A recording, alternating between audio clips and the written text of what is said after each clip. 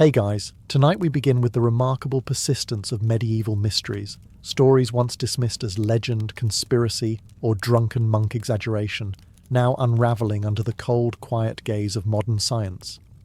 So before you get comfortable, take a moment to like the video and subscribe, but only if you genuinely enjoy what I do here. And let me know in the comments where you're tuning in from and what time it is for you. It's always fascinating to see who's joining us from around the world. Now, dim the lights, maybe turn on a fan for that soft background hum, and let's ease into tonight's journey together. Lincoln Cathedral, that grand Gothic pile where medieval England tried its absolute best to impress God with flying buttresses, stained glass and stonework so dramatic it might have been designed by a stressed-out theatre kid with a chisel. In the 1960s, beneath this architectural flex, archaeologists unearthed a skeleton. Naturally, everyone assumed it was a monk, because what else would a dead guy be doing under a medieval cathedral? Yoga. Except, this one was all wrong. No robes, no sacred trinkets, no dramatic arms crossed in holy resignation pose. He looked less like Brother Gregory and more like Steve who got lost on the way to Canterbury. He was buried face down, with the haphazard grace of someone hidden during a panic. Which, in medieval England, could mean anything from heresy to sneezing too close to the bishop. And then science got involved, specifically isotope analysis, aka bone T reading. Turns out, our mystery skeleton wasn't local at all. He was Scandinavian, which explained the sturdy bones, worn knees, and the faint echo of longboat chants when the wind blew through the crypt. This guy was a pilgrim, not a monk. He had walked, all the way from Northern Europe, probably hoping for a miracle, or at least a decent relic. He ended up collapsing somewhere near the cathedral. Whether from divine rapture or medieval shin splints, no one knows. He was buried beneath the church, likely because the clergy couldn't just toss a Scandinavian corpse in the street. That's bad PR. But they didn't exactly roll out the sacred burial wine either. He got a low-key hole and a shrug. For centuries, people thought he'd done something disgraceful. Turns out he just believed a little too hard and had no idea how much walking was involved. Classic pilgrim behaviour. The real mystery. How this guy survived all that distance on a diet of salted fish and questionable bread and still didn't get canonized. So no, he wasn't a monk. He was just extremely tired. Moral of the story? If you're going to walk across Europe for spiritual reasons, at least wear a name tag that says, not a heretic, just devoted.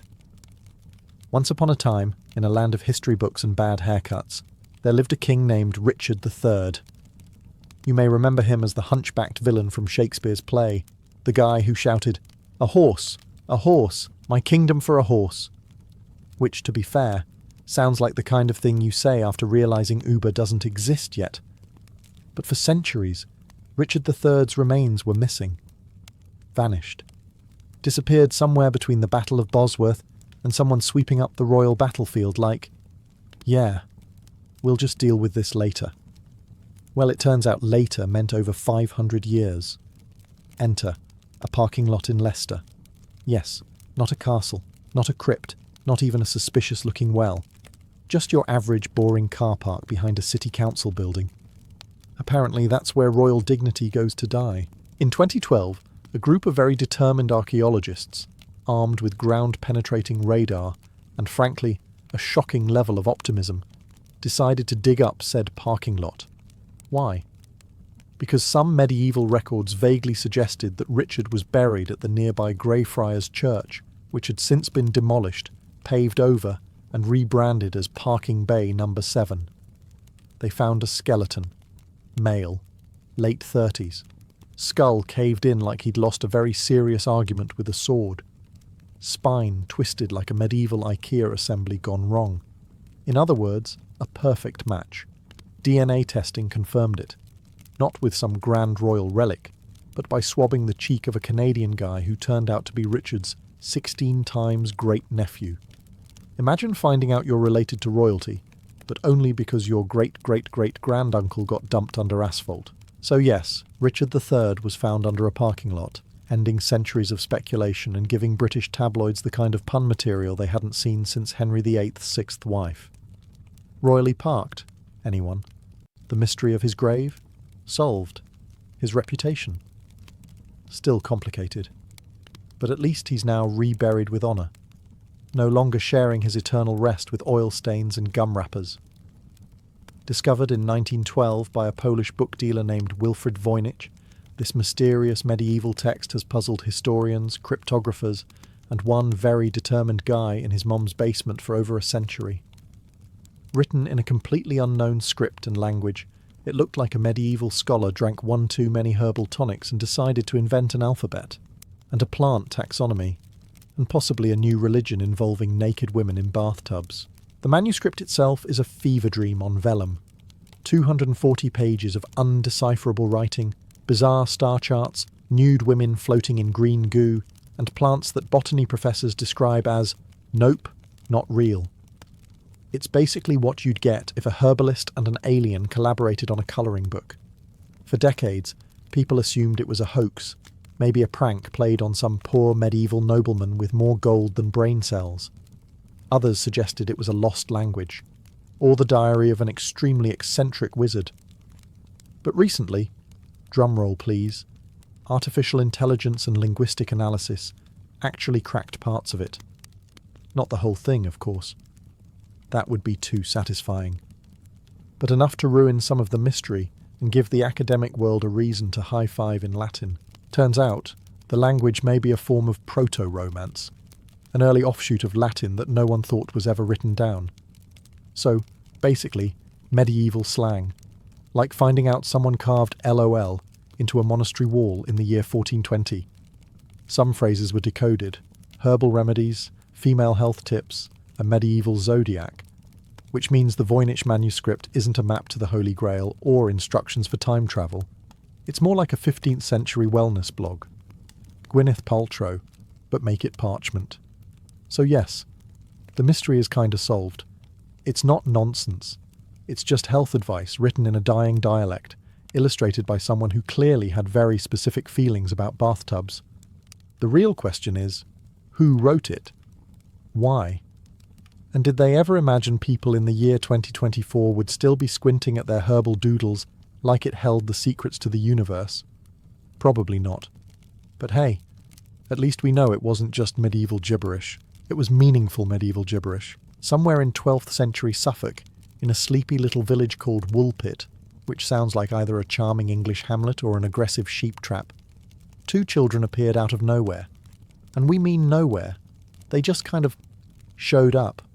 No parents, no explanation, no TikTok announcement. But the real kicker? They were green. Not metaphorically green, like new to the job, but actually botanically green, like salad, or someone who took the phrase, "you are what you eat," far too literally. According to the chroniclers, and medieval chroniclers never exaggerated obviously, these children spoke no known language, wore weird clothes, and looked like they had just escaped from a very serious painting by Hieronymus Bosch. Naturally, the villagers did the medieval equivalent of a wellness check. They tried to feed them bread and beans. The children refused all food except raw beans, because clearly they were picky and possibly photosynthetic. Eventually they started eating normal food, and, wouldn't you know it, their green hue faded. Turns out being green might have had less to do with aliens and more to do with severe malnutrition. Because if you go long enough without eating anything but beans, apparently your body says, you know what? Let's just go chlorophyll and hope for the best. The boy sadly died soon after, not unusual for the Middle Ages, where eating a suspicious mushroom could be fatal, and so could not eating at all. But the girl survived, learned English, and spilled the metaphorical beans. They came from a place with no sun and eternal twilight, and they were herding their father's cattle when they somehow wandered into Woolpit through a cave. Naturally, the modern explanation is that they were Flemish refugees, kids who fled political conflict, got lost, suffered dietary deficiencies, and got mistaken for forest elves. It happens, especially in England. Let's set the scene. A quiet English church, candles flickering, Latin chants echoing through the stone vaults. The priest is mid-sermon, probably warning everyone about eternal damnation or the dangers of cheese on Fridays. Meanwhile, somewhere in the pews, one peasant teenager is etching a crude doodle of a sword fight on the wall, for posterity, and possibly revenge. For centuries, strange carvings inside English churches had people scratching their heads, and not just because the benches were made of splintered oak. These symbols were long thought to be protective marks against demons. You know, witches' traps, hex wards, circles to confuse evil spirits who apparently failed geometry. Some of the marks do look ominous. Interlocking circles, stars, odd runes, daisy wheels. Yes, daisy wheels. The terrifying flower of doom. Victorian scholars got very excited about these and decided that obviously medieval people were constantly terrified of being dragged to hell by goat-hooved demons during Mass. Which, to be fair, was probably more exciting than the actual sermon. But then came the spoil sports. Modern archaeologists with their laser scanners and rational explanations.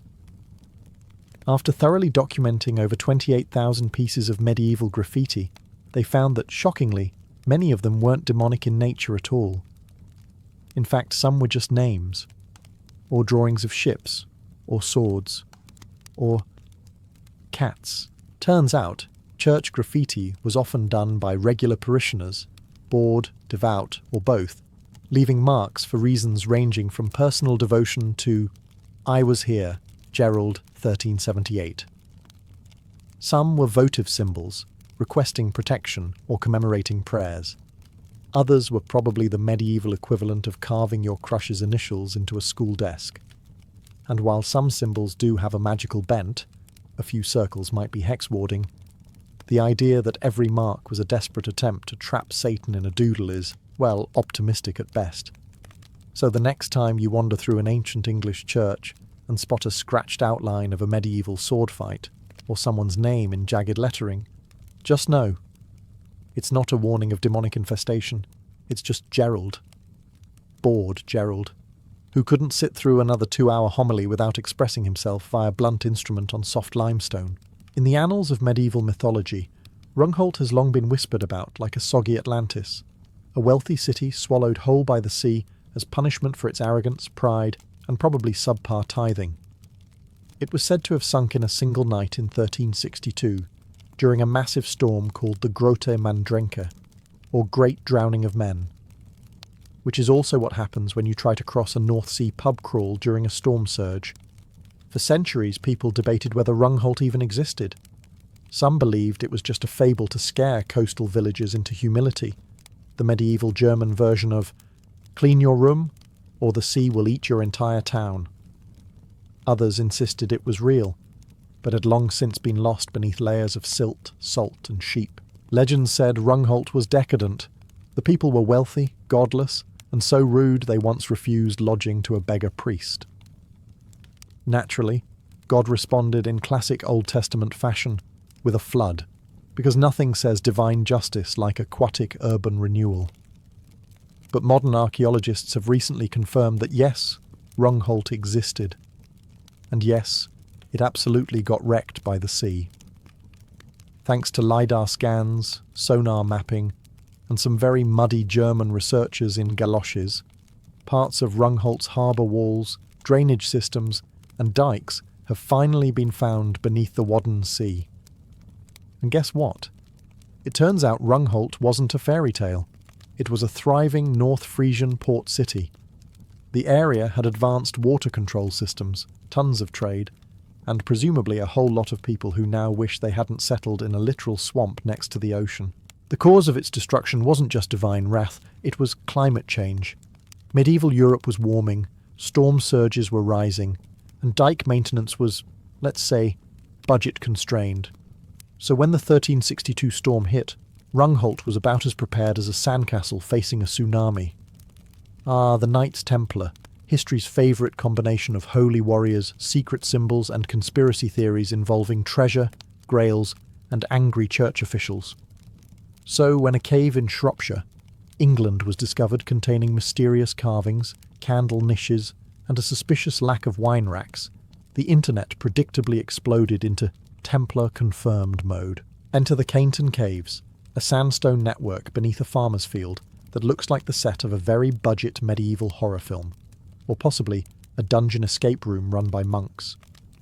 With narrow passages, low ceilings, and intricately carved pillars, it didn't take long before whispers began.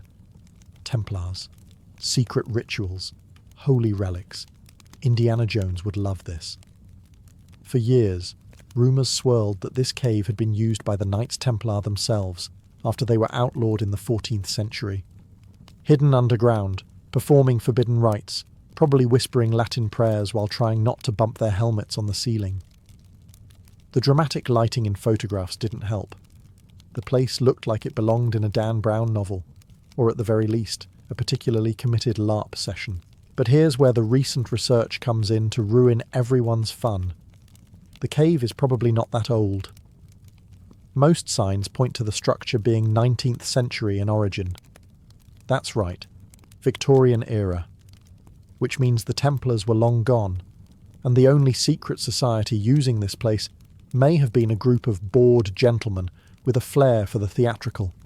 There were mysterious rituals, of course. Members of fringe spiritualist groups are known to have used the cave in the 20th century. And modern-day pagans, goths, and at least one wedding photographer have all visited for the ambience. So yes, weird things happened in that cave. But not the medieval kind. More the we're all wearing cloaks and chanting for no clear reason kind. And while it's technically possible the cave repurposed older sites, there's no hard evidence linking it to the actual Templars. No relics, no inscriptions, not even a good old-fashioned sword stuck in a stone. Ah yes, the princes in the tower, a mystery so famous it has its own genre of historical finger-pointing. In the summer of 1483, two royal brothers, Edward V and Richard of Shrewsbury, aged 12 and 9 respectively, vanished from the Tower of London. And not in the got bored and wandered off kind of way. More the likely murdered by political ambition, wearing a fancy doublet sort of vibe. For centuries, everyone had a favourite suspect. Richard III, their charmingly hunchbacked uncle, topped the charts as the likely culprit. After all, he was the one who locked them up for their protection and then mysteriously became king, which is always a suspicious career move. But then you've got Henry VII, who defeated Richard and married the prince's sister, conveniently uniting the family line and ensuring that if anyone asked too many questions, there were no royal nephews left to challenge him. He also may have quietly disposed of the bodies, because why let your rival keep the murder spotlight? Now, fast forward to 1674, when workers at the tower dug up a wooden box under a staircase. Inside? Two small skeletons, suspiciously child-sized, and conveniently unaccompanied by any context or helpful post-it notes. Charles II, never one to overthink things, declared these must be the princes and had them reburied in Westminster Abbey like royal lost luggage. But here's the kicker. Those bones have never been definitively identified. No carbon dating, no DNA testing, just royal vibes and a suspicious staircase. Until now, well, almost. Recent pressure from historians and scientists has pushed the Crown and the Church of England to consider DNA testing the bones, possibly comparing them to known royal descendants. In theory, we could now tell whether the bones belonged to the two York princes, or some poor unrelated medieval kids who got the short end of the architectural renovation stick. The mystery, however, remains unresolved, just barely. The tools are ready. The science is there. The permissions are very British and delayed. But for the first time, we're on the verge of a scientific resolution to a murder mystery older than most castles. Let's set the scene. Strasbourg, Holy Roman Empire, 1518. A woman named Frau Trophea walks into the street and starts dancing. Not fun dancing, not festival dancing, not even wine and regret dancing. No, she danced like her life depended on it. Because according to some witnesses, it might have. Within a week, dozens joined her. Within a month, Reports say up to 400 people were dancing uncontrollably in the streets. Some collapsed from exhaustion.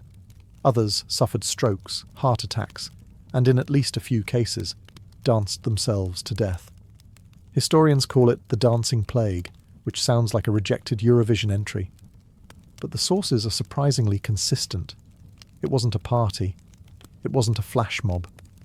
It was a bizarre, involuntary mass event that left people in serious medical distress.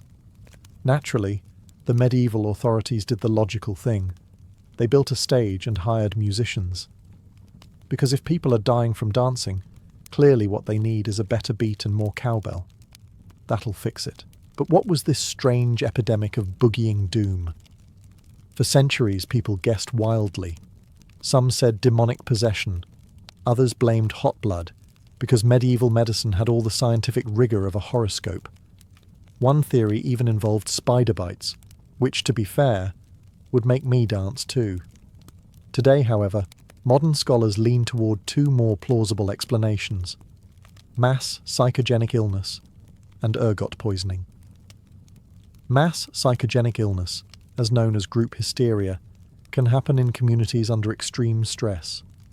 And Strasbourg in 1518, famine, plague, political instability, and all the makings of a society wound tighter than a lute string.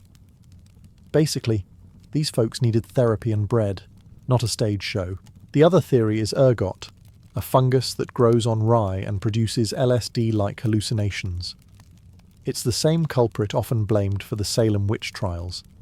So yes, it's possible these people were tripping hard, and instead of seeing demons, they just felt the irresistible need to groove.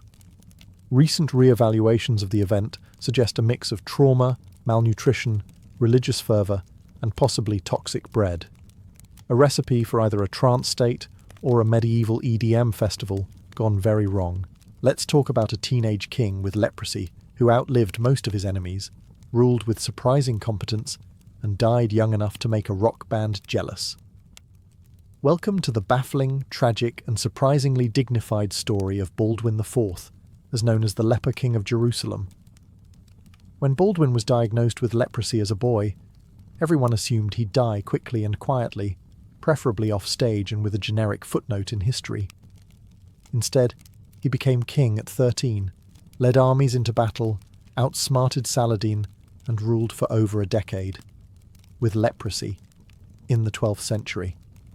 While everyone around him was busy dying of paper cuts and suspicious cheese. The question that's puzzled historians is, what kind of leprosy did he actually have? Was it really the disfiguring, slow-burning disease we picture from medieval art? Or was it something else? Something exaggerated for political drama, like medieval PR spin? Recent studies suggest Baldwin may have had tuberculoid leprosy, a milder form of Hansen's disease that affects nerves and skin, but doesn't necessarily lead to the full melting face aesthetic.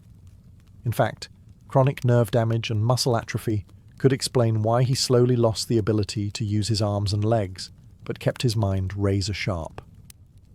There's also a theory he might have had another neurological disease entirely, something like Charcot-Marie tooth disease, which also causes muscle weakness, limb deformities, and numbness. If true, it would mean that for centuries, people just pointed at a sick teen and yelled, "Leper," the way we now blame Mercury in retrograde. Contemporary accounts describe Baldwin as physically deteriorating, but mentally sharp until the end. He fought battles, arranged diplomatic marriages, and even appointed his own successor, all while being unable to hold a sword or mount a horse without assistance. So what really killed him? Most likely complications from progressive nerve degeneration, infections, and medieval medicine's just throw herbs at it approach. He died at 24, which, for someone managing a crumbling kingdom and his own body falling apart, was frankly a miracle. So, yes, we've mostly solved the mystery. He wasn't a zombie king or a holy miracle. He was just a deeply unlucky but politically competent teenager in a brutal world. And if that's not the most medieval job description ever, I don't know what is. Somewhere in medieval Europe, a convent cemetery was being excavated by modern archaeologists expecting the usual: bones, rosary beads, and maybe a humble shoe buckle or two. Instead, what they found was a female skeleton buried in a religious habit, clearly a nun, whose grave contained not one, but two skeletons. Hers. And that of a newborn infant nestled against her ribs. Well, that's awkward. Naturally, this sent scholars spiralling into speculation. Had she been the victim of assault? Was it a secret affair with a priest? Did the cloistered garden have more than just apples growing in secret? Enter ancient DNA testing, the 21st century equivalent of medieval confession, only less forgiving. Genetic analysis confirmed the infant was biologically her child. No more, maybe the Virgin Mary sent a miracle theories. This nun had very much broken the vow of chastity, and not with subtlety. Now, to be fair, childbirth in a convent wasn't entirely unheard of. Medieval records are full of monastic scandals, most of which were buried along with the evidence. But finding actual remains? That's rare. So the mystery then became, what happened to her? And why wasn't she punished or excommunicated? Well, the burial told us more than a trial record ever could. She was buried with full religious rites, suggesting the convent forgave her, or more likely, tried to keep things very quiet. Medieval monastic communities were self-governing, and it wasn't uncommon to handle things internally, especially if a scandal might attract attention from the bishop, or, heaven forbid, Rome. Was the child's father a passing knight, a local farmhand, or a particularly persuasive abbot? That part remains unsolved. But one theory suggests rape or coercion may have played a role, based on pelvic trauma, though others argue it could simply reflect complications from childbirth. As with all things medieval, the truth is foggy, sad, and smells faintly of incense. What we do know is this: a nun gave birth in secret, died during labour, and was quietly laid to rest. Child in arms, habits intact. And centuries later, DNA analysis pulled her secret back into the light, leaving modern researchers red-faced and medieval ones spinning in their graves. For decades, a bizarre skull found in a medieval European grave had people whispering about aliens, mutants, or possibly a very avant-garde helmet experiment gone wrong. Elongated cranium, weird proportions, haunting sockets, the whole package.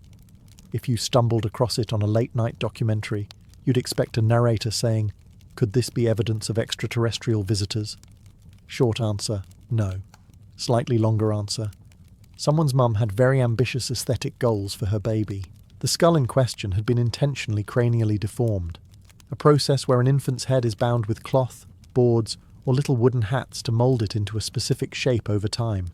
And yes, this was totally normal in some medieval cultures, especially among nomadic tribes or fringe aristocrats who wanted their children to grow up with regal vibes and a forehead that could double as a battering ram. The practice dates back thousands of years and isn't unique to medieval Europe. But what made this particular skull famous was the extreme degree of elongation, the eerie preservation, and, let's be honest, our modern obsession with aliens and body horror. It didn't help that for years the skull was housed in a local museum's mystery cabinet, right next to a mummified hand and a taxidermy fox with two heads. Recent advances in forensic anthropology and DNA analysis finally put the mystery to rest. Scientists confirmed the skull belonged to a woman, probably high status, likely part of the Huns, or another steppe group migrating through Europe during the early medieval period. In other words, no UFO, no curse, no alien baby, just an extremely committed mum and a very cooperative baby. The intention wasn't to make them look strange, but beautiful, according to the standards of the time. Think of it as the medieval equivalent of braces, Botox, and a TikTok filter, all applied before your first birthday. And lest you scoff, remember that modern humans still engage in voluntary aesthetic torture: high heels, corsets, eyebrow threading. At least medieval skull shaping came with lifetime results. No maintenance required. So, picture this. Some kid in England is skipping rocks across a lake, probably pretending he's in a video game or being mildly medieval, when suddenly, clunk. His rock hits something. Not a frog, not a boot, a full-blown sword, and just like that, every local news anchor dusted off their Excalibur puns and gave the story more airtime than municipal elections. To be clear, this wasn't King Arthur's sword. That one was allegedly tossed into the lake by Sir Bedivere, and a mysterious hand emerged to catch it, which was a totally reasonable plot point in a time when people believed in dragons and taxes from the church. But back to reality. What the girl found was an actual medieval sword, buried in the lakebed for hundreds of years. It was long, rusted, and, most suspiciously, perfectly shaped like the kind you'd use to defend a muddy castle from Vikings, or to enforce questionable feudal land disputes. Archaeologists stepped in, excited to date the blade and explain its presence in the water. And no, it wasn't Excalibur, but it was a genuine 9th to 11th century weapon, likely of Anglo-Saxon origin. So, what was it doing at the bottom of a lake? Here's where things get squishy. One theory: ritual deposition, the practice of throwing valuable items into lakes or rivers as offerings to gods or spirits. Think of it as medieval Amazon returns, except the recipient is a deity who lives in algae. Another possibility: panic dump. Imagine a knight running from battle, realizes he's about to be arrested or robbed, and flings the sword into the lake with the enthusiasm of someone ditching a phone before it incriminates them. Or, and this is the most likely, accidental loss. Medieval people fished, washed clothes, and sometimes fought near lakes. If you've ever dropped your phone in a toilet, you understand how easy it is to lose something valuable to water. Somewhere in the English countryside, tucked between sheep pastures and pubs with names like the Drunken Duck, stand a group of ancient stones ominously named the Whispering Knights. They're part of the larger Rollright Stones complex, a prehistoric circle of megaliths that look like a druid's IKEA set, long abandoned mid-assembly. Now, the knights aren't exactly knight-shaped. They're 5 tall, jagged stones leaning in towards each other, like they're gossiping at the medieval office water cooler. For centuries, locals believed these stones whispered secrets to each other, especially on moonlit nights, or when you turned your back on them like a complete idiot in a horror movie. Folklore insisted they were cursed knights turned to stone for trying to overthrow a king. Naturally, because in medieval Britain, if you so much as jaywalked, someone declared you a statue by divine punishment. The tale was charming, until scientists showed up and, with the finesse of a buzzkill in a fairy tale, said, "Let's study the geology." So what did modern analysis reveal? First off, the stones weren't knights. They were just Neolithic, dating back to 3500 BCE, long before chainmail and grail quests. They're aligned in a way that suggests ritual purpose, possibly astronomical, like so many other megalithic sites. Basically, Neolithic people loved big rocks and pointing them at the stars. You know, as one does. But what about the whispering? Here's where things get fun. Acoustic tests found that sound does behave strangely around the stones. Their shape and position create localized echo chambers, meaning whispers spoken in certain directions bounce and carry in unexpected ways. In a pre-science world, this naturally meant witchcraft, curses, or that the rocks were gossiping about your haircut. So while they're not knights, and they're not whispering juicy medieval secrets, they do serve as proof that our ancestors were deeply fascinated with space, sound, and probably freaking out visitors. Today, the Whispering Knights still lean in like they're sharing the latest scandal. And to be fair, if you've stood next to a mildly suspicious group at a party, you know how unsettling that body language can be. Are they haunted? Probably not. But acoustically suspicious? Absolutely.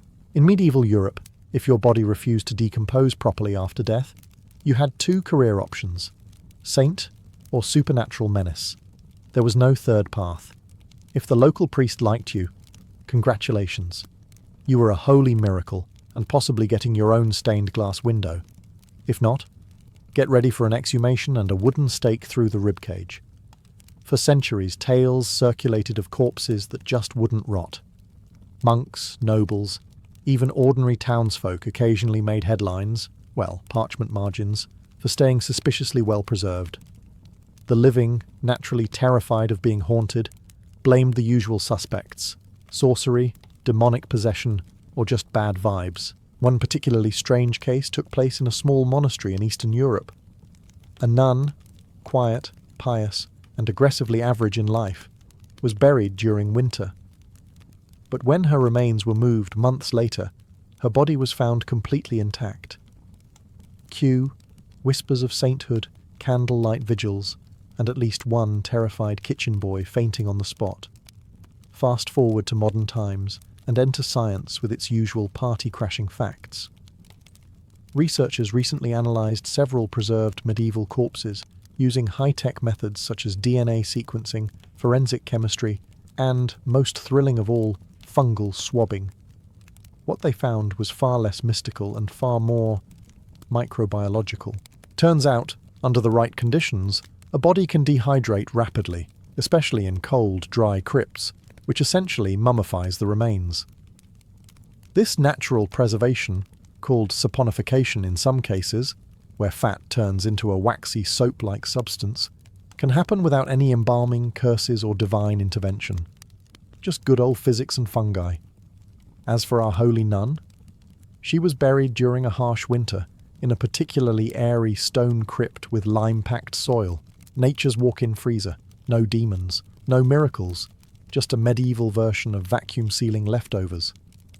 The best part? While the village once lit candles in her honour, modern analysis revealed her diet consisted almost entirely of pickled fish and rye porridge.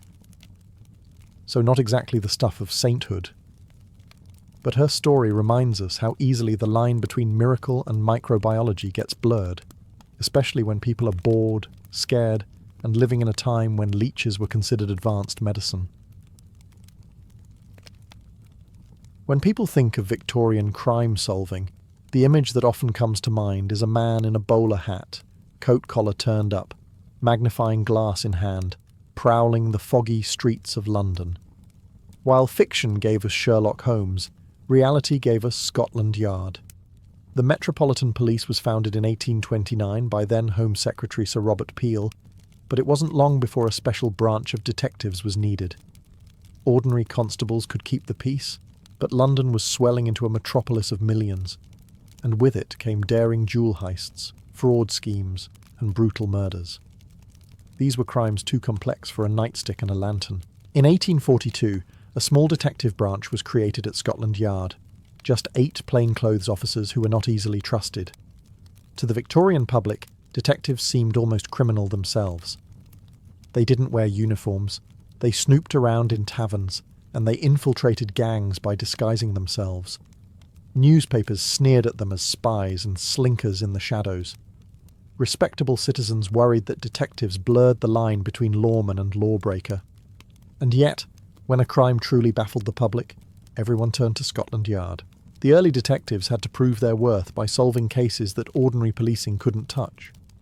They pursued master thieves who specialised in safe cracking and art theft, tracked down notorious swindlers who preyed on the gullible with elaborate cons, and even uncovered political conspiracies during a time when fears of revolution simmered across Europe.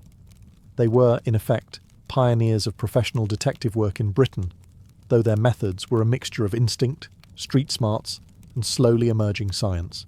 What made Scotland Yard's detective branch remarkable was its transformation from a distrusted experiment to a symbol of authority. By the 1860s and 70s, the Yard men were appearing in courtrooms with evidence that carried more weight than mere rumour. Their work shaped the public's idea of what a detective should be: methodical, sharp-eyed, and unyielding. The Yard's reputation was cemented by high-profile cases like the pursuit of the garroters who strangled victims in dark alleys, or the hunt for conmen who impersonated aristocrats to rob banks. Though they began in suspicion, Scotland Yard detectives became indispensable. By the late Victorian era, they were not just men in plain clothes. They were the very embodiment of a new age of crime-solving, where deduction and investigation mattered more than luck and chance. In early Victorian England, murder investigations were often little more than guesswork. A coroner might inspect a body quickly, listen to a few witness statements, and declare a cause of death that satisfied the jury. But as the century unfolded, a revolution began in the morgue. Doctors started to see the corpse not just as a shell of the deceased, but as a book of evidence waiting to be read. This shift marked the birth of forensic autopsies, a practice that would forever change the way crimes were solved. The idea was simple yet groundbreaking. The body itself could testify. Physicians began cutting open stomachs to search for poison, analysing bruises to determine whether injuries were inflicted before or after death, and studying blood patterns to reconstruct the final moments of violence. These practices weren't just grisly rituals.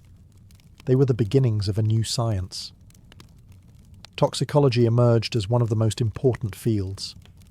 Arsenic, known as the inheritance powder for its popularity among would-be heirs, was suddenly detectable through chemical testing. For the first time, a murderer could be undone not by confession or rumour, but by science. The public followed these developments with a mix of fascination and horror. Courtrooms buzzed with excitement when medical experts delivered their findings, brandishing vials and describing chemical reactions that revealed invisible poisons. Newspapers eagerly reported on such cases, turning scientific testimony into a kind of theatre. Suddenly, the grim business of dissection became part of everyday conversation. People realised that crimes once thought unsolvable could now be proven with evidence that could not lie. But the new methods were not without controversy. Many Victorians were deeply uneasy about the desecration of the body, still holding religious or superstitious fears about dissection. Others questioned the reliability of doctors. Could a man in a lab coat truly be more trustworthy than an eyewitness? Mistakes did happen. In some trials, expert witnesses contradicted one another, confusing juries and feeding skepticism. Yet, despite resistance, forensic autopsies slowly gained acceptance. By the latter half of the century, they had become indispensable to criminal investigations. Inquests were no longer just community rituals of judgment.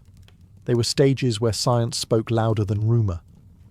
The autopsy transformed death from a mystery into a source of hard evidence.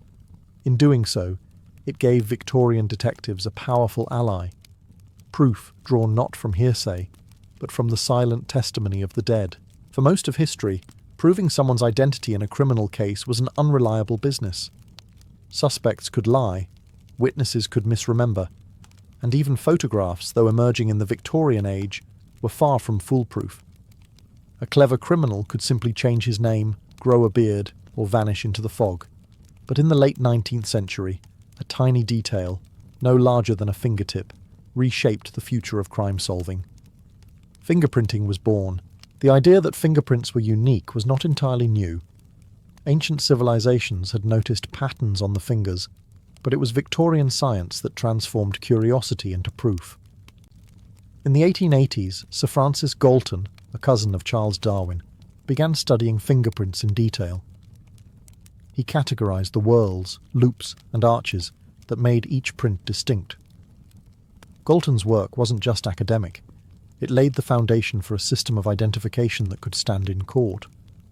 His studies showed that the odds of two people sharing the same fingerprint were astronomically low, making it the perfect marker of individuality. The first practical use of fingerprints in Britain came in the 1890s, when Sir Edward Henry, then Inspector General of Police in Bengal, developed a classification system that allowed prints to be stored, compared, and retrieved quickly. Known as the Henry system, it was soon adopted by Scotland Yard. Suddenly, identity was no longer based on memory, description, or luck. It was etched permanently in the ridges of a hand. The first major breakthrough came in 1902, just as the Victorian era was ending. A burglar named Harry Jackson was convicted when his fingerprint, left on a freshly painted windowsill, matched the record held by police. It was a quiet revolution.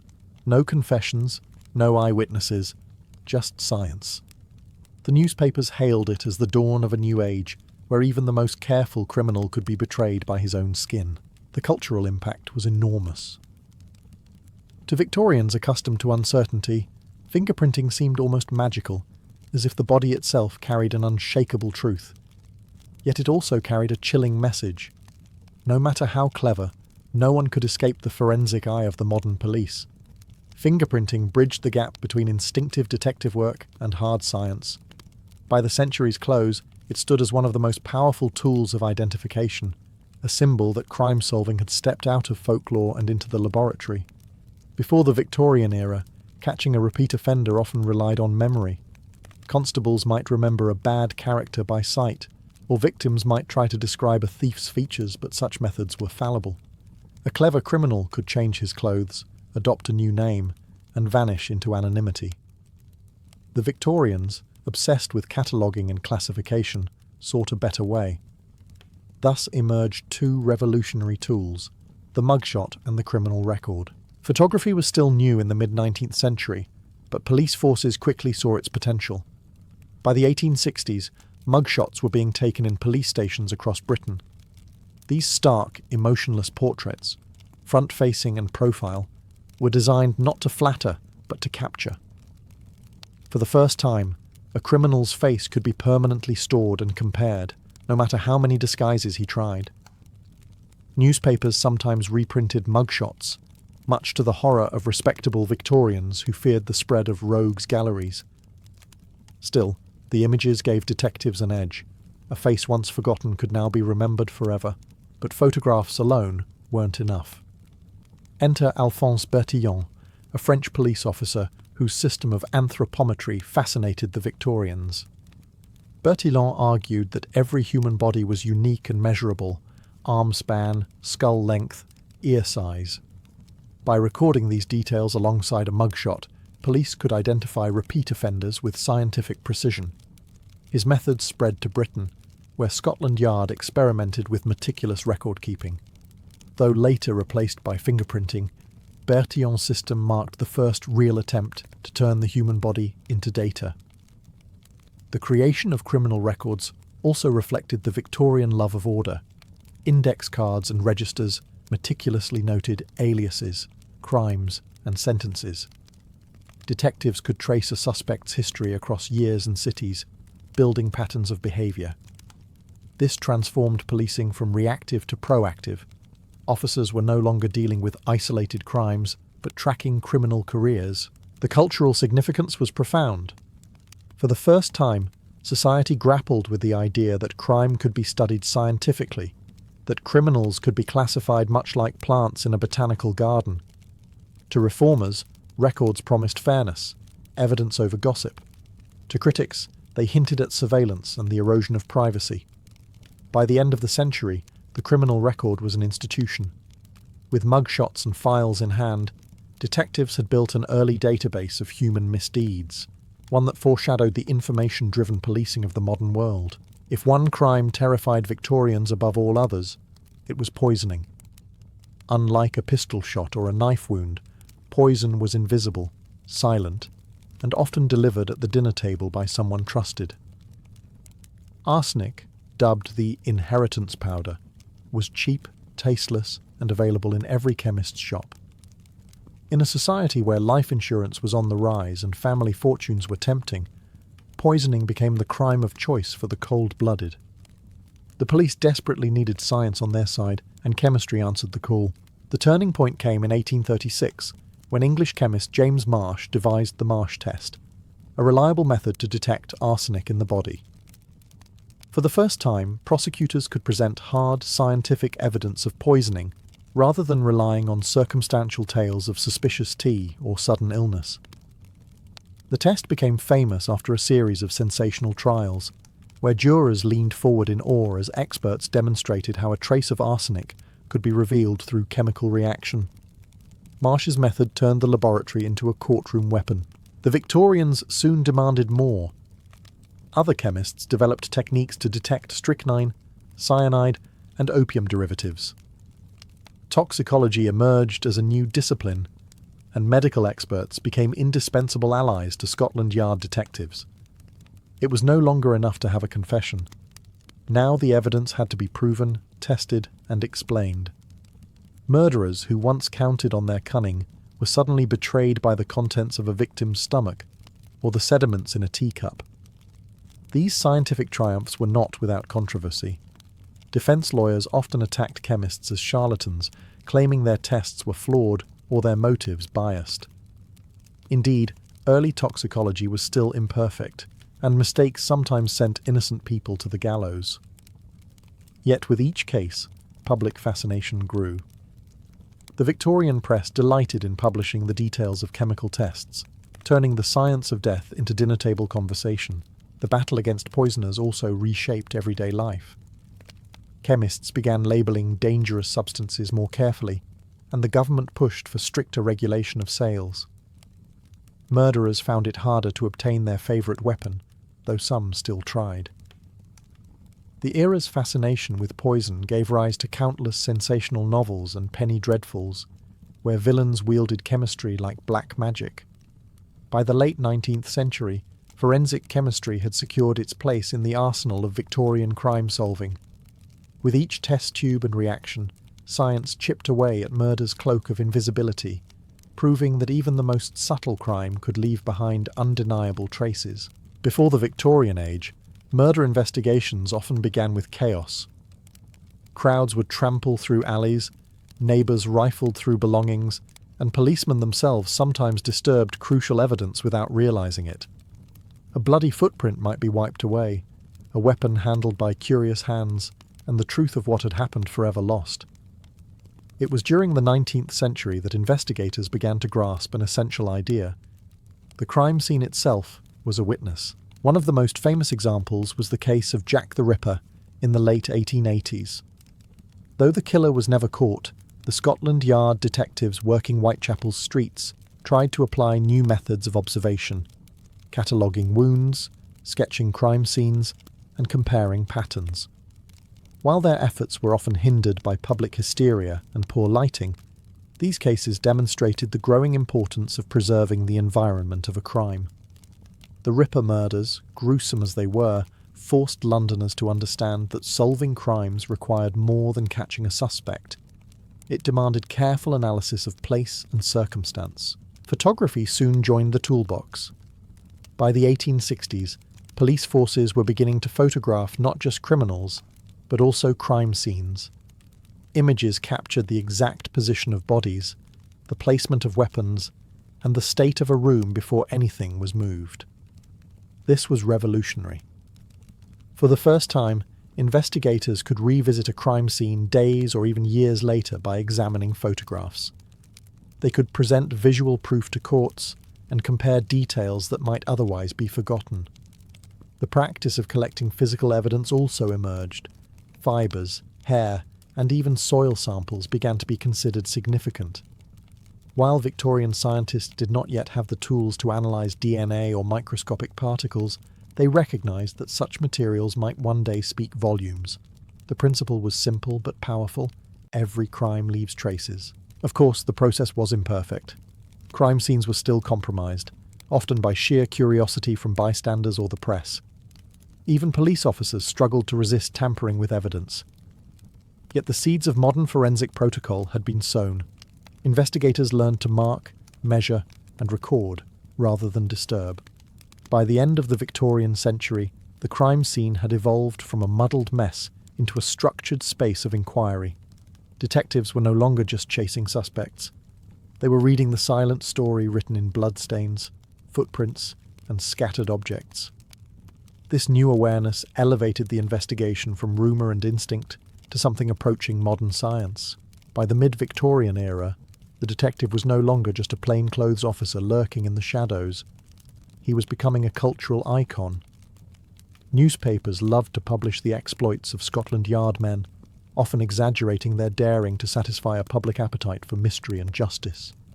At the same time, literature seized on the figure of the detective and transformed him into something larger than life. Fiction and reality began to intertwine in ways that reshaped how crime solving was understood. Charles Dickens was among the first to popularise the detective. Fascinated by crime and the underworld of London, he often accompanied Scotland Yard officers on patrols. His novels, filled with sharp-eyed characters who sniffed out secrets, prepared readers for the idea that deduction could be an art. Soon after, Wilkie Collins introduced Sergeant Cuff in The Moonstone, 1868, a character modelled on real-life detectives. Cuff was methodical, eccentric, and brilliant at noticing details others missed, a clear ancestor of the world's most famous sleuth, Sherlock Holmes. Arthur Conan Doyle's Holmes, debuting in 1887, was a product of his age, half scientist, half magician. Holmes employed magnifying glasses, chemical tests, and deductive reasoning in ways that mirrored the genuine advances of Victorian policing.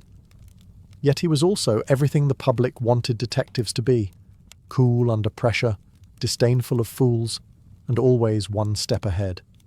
While Scotland Yard men admired Holmes, they also resented him. Readers often assumed the fictional detective was more capable than the real ones. Still, Holmes cemented the detective as a heroic figure of reason and intellect. The cultural fascination with detectives had real consequences. Criminals, once feared, became characters in a narrative of battle between cunning villain and brilliant investigator. Penny dreadfuls and serialized magazines sold tales of cat-and-mouse chases, while real police cases were reported with theatrical flair. The line between entertainment and justice blurred. The Victorian detective, in print and in practice, symbolized society's hope that order could triumph over chaos. Yet there was also unease.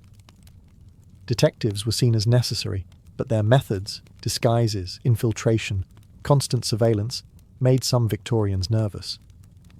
Were these men guardians of justice or professional spies? The paradox only deepened their allure. By the century's close, the detective had become both an indispensable reality and an irresistible myth, embodying the Victorian dream that intellect and observation could pierce even the darkest mysteries. By the late 19th century, Victorians were convinced that science could not only solve crimes, but also predict them. This belief gave rise to an early form of criminal profiling, a mix of anthropology, psychology, and social prejudice that reflected the era's anxieties as much as its ambitions. In an age haunted by urban poverty, violent crime, and the spectre of Jack the Ripper, the idea that one could identify a criminal simply by studying his face or skull was both comforting and terrifying. The roots of profiling lay in phrenology and physiognomy, pseudosciences that claimed the shape of a head or the set of a jaw revealed character. Though discredited today, these ideas had enormous influence in Victorian society. Men like Cesare Lombroso, an Italian criminologist, argued that criminals were atavistic throwbacks to earlier stages of human evolution, recognizable by sloping foreheads, large jaws, or asymmetrical features. His theories spread quickly across Europe and to Britain, where they were eagerly debated in universities, courtrooms, and police circles. At Scotland Yard, detectives began quietly applying such thinking. They were urged to look not just at what a suspect had done, but at what sort of person he was. The Ripper murders in Whitechapel, with their savage brutality, encouraged speculation that the killer must be foreign, insane, or both. Doctors provided psychological sketches of what type of man might commit such acts: solitary, resentful, prone to sexual deviance. While these sketches were crude, they marked the first attempts at understanding criminal behaviour in psychological terms. Profiling also reflected wider Victorian fears. The rapid growth of cities created slums that many middle-class citizens viewed as breeding grounds for vice. Criminal anthropology seemed to confirm these prejudices, painting the poor and immigrant populations as biologically predisposed to crime. Social reformers embraced such theories as justification for controlling or monitoring the urban underclass. Thus, profiling was as much about reinforcing social boundaries as it was about catching killers. Still, amidst the pseudoscience, there were glimmers of genuine progress. Detectives learned to study patterns of behaviour. Repeat offenders often struck in similar places or under familiar conditions. Criminal psychology, however crude, nudged investigations toward understanding motive as well as method. By the end of the Victorian era, profiling had become a controversial but enduring tool. It was both a mirror of society's darkest prejudices and a tentative step toward the modern science of criminal psychology. The Victorians, in their obsession with classification, laid the groundwork for a field that would later evolve into a cornerstone of detective work. By the dawn of the 20th century, the world of policing had been transformed. The Victorians began the century with constables carrying rattles and lanterns, relying on eyewitnesses and coerced confessions. They ended it with detectives using fingerprints, chemical analysis, crime scene photography, and a growing body of forensic science. The transformation was not just technical, it changed the very idea of justice. For the first time in British history, solving crime became less about luck and confession, and more about evidence, science, and procedure. Scotland Yard stood at the heart of this transformation. Its plainclothes detectives, once distrusted as spies, became symbols of modern policing.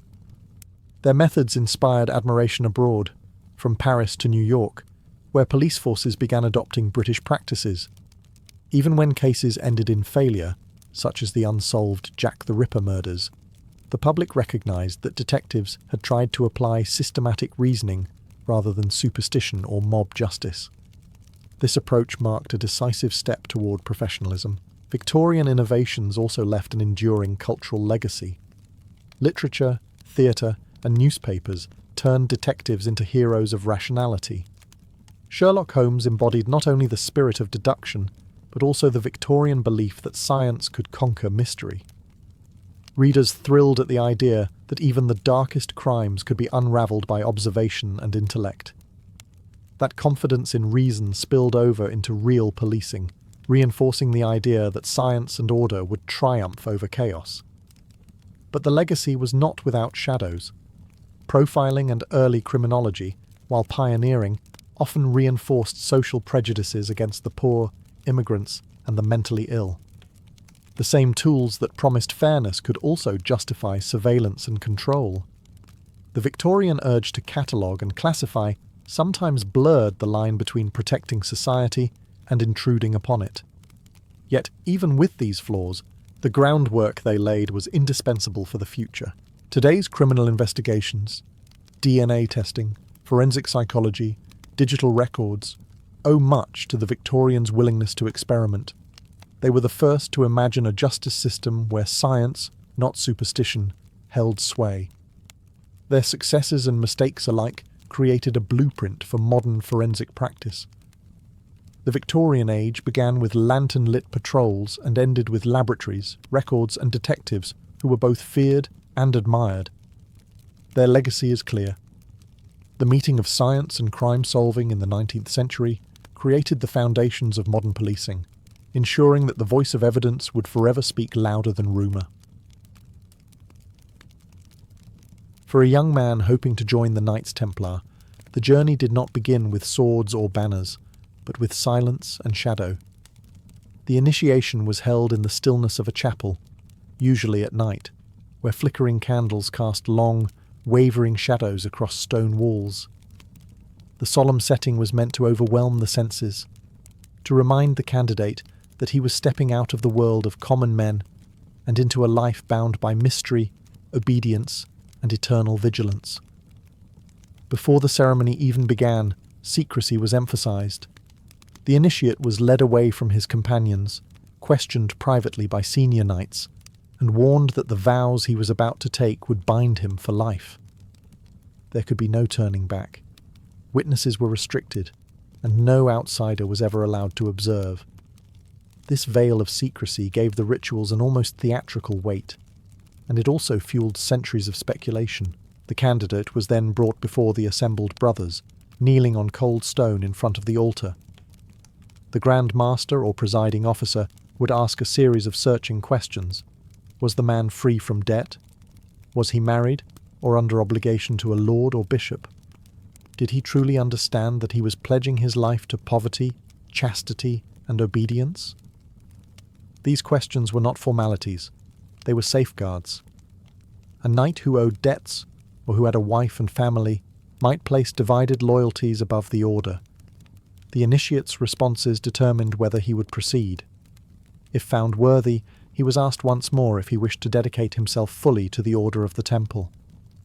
Tradition held that the candidate was given several chances to withdraw, lest he claim later that he had been pressured or misled.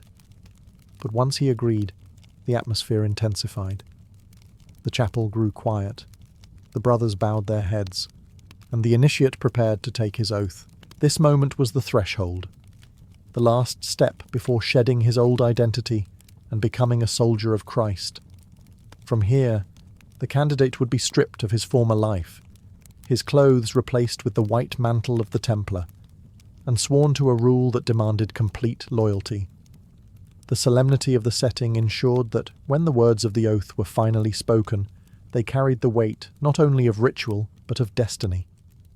Once the initiate had been examined and accepted, the heart of the ceremony began, the taking of the sacred oath. He was led to kneel again before the altar, the dim candlelight glinting off the steel and silver of the assembled knights. This was no casual promise, but a binding contract, one that fused the spiritual vows of the monastic life with the martial discipline of the warrior. Poverty, chastity, and obedience, these were the pillars upon which the order stood, and they would define every aspect of the initiate's future. The vow of poverty was the first, and perhaps the most difficult for many knights to accept. These were men often born into noble families, accustomed to wealth, land, and retainers. By pledging poverty, the initiate renounced all worldly possessions. Any wealth he possessed was turned over to the order, which would now provide for him in common. He would own nothing, not even his sword, which was regarded as belonging to Christ and his order. To a man raised in privilege, this vow was a symbolic death of the self. Next came chastity. In an age where noble lineages and dynasties were preserved through marriage, this oath demanded that the initiate cut himself off from family life entirely. The Templar was to live as a monk, never to marry or pursue women, dedicating his body and spirit solely to God. This vow was often misunderstood by outsiders, who imagined dark or unnatural practices within the order's walls. In truth, it mirrored the vows taken in monasteries across Christendom, but the secrecy of the ceremony fed rumours that the chastity oath masked stranger, more scandalous rites.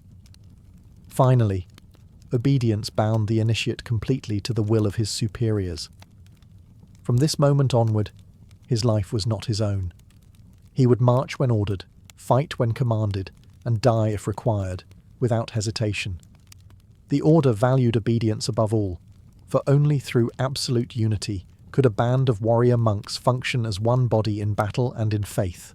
As the initiate repeated the words of the oath, the brothers surrounded him in silence. He was no longer merely a man, but a servant of God's temple. The vows stripped him of his past and bound him to a new identity, one that would endure until death, or until the order itself was dissolved. With the vows spoken, the transformation of the initiate moved from words to symbols. Rituals are powerful not only for what is said, but for what is seen and felt, and the Templars understood this well. The most dramatic moment came when the novice was stripped of his worldly clothing and dressed in the distinctive white mantle of the order. To those watching, this was more than a change of garments. It was the outward sign that the man was no longer his own. The mantle itself carried heavy meaning. White symbolized purity of body and soul, a reminder that the knight had sworn chastity and must remain unsullied by earthly desires. In time of war, the mantle was marked with a red cross, the symbol of martyrdom and sacrifice. The red was no decorative flourish. It was a pledge that the wearer was ready to shed his blood for Christ and the defence of the Holy Land. From this moment on, the initiate was not simply a knight, but a Miles Christi, a soldier of Christ. The ceremony often included further symbols. The initiate might be handed a belt and sword, though both were considered property of the order rather than the individual. The sword, blessed in ritual, symbolized both defense of the innocent and punishment of the wicked. It was not to be used for personal gain, vengeance, or glory, but solely for the cause of God. In placing the sword in his hand, the brothers reminded the new knight that his strength was no longer his own. It was consecrated. The ritual was also meant to humble. In some accounts, the initiate was required to lie prostrate before the altar as prayers were chanted above him. Others described the new knight kissing the ground or the cross, acknowledging his lowliness before God and his dependence on divine mercy. These actions reinforced the Order's central teaching. A Templar was not a lord, not a free agent, but a servant bound by duty. When the mantle finally rested on his shoulders, the initiate had been remade. In the eyes of his brothers, he was now part of a sacred fraternity that transcended family, nation, or wealth.